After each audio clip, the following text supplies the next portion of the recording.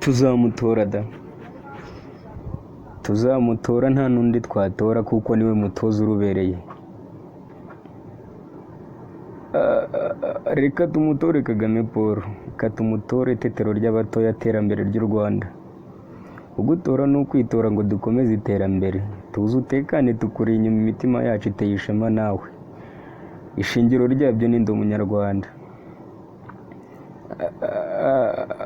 Oya ntarutwara akomeza twazanye ubutwari, maze akomeza twongere kuduha byo yaraduhaye turanyurwa. Kunyurwa kwacu si mu magambo, ntituri babashimira mwiriro.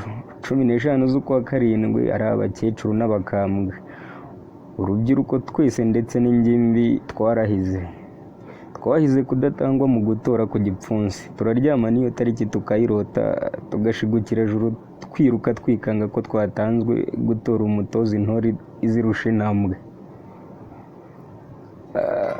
Hari umushanshu mubi w'imyenyeri nk'amata, gusa ntiyatinze kubona ko yatannye atakamba bitagikunze. Ariko twebwe nk'abanyarwanda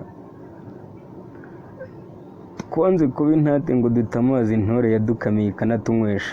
100% tumutore, akomeza atumbagize iterambere, umutekano usugira iwacu, maze umutuzo utame hose, tube muri paradizo nyarwanda. FPR murera ntwara ukaba urufunguzo rw'amahirwe, icyarimwe uri n'ifunguro ry'abashonje, ukabitabaza ritumurikira ishema dutera nk'abanyarwanda, aba mu Rwanda no mu mahanga. Ibigwi byawe bibiri hose ntaho wagera batakuzi.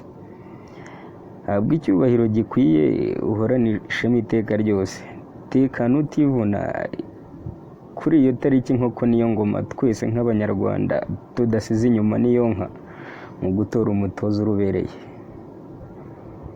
Utari umunyarwanda ubu ntiyahombye, ntiyahombye.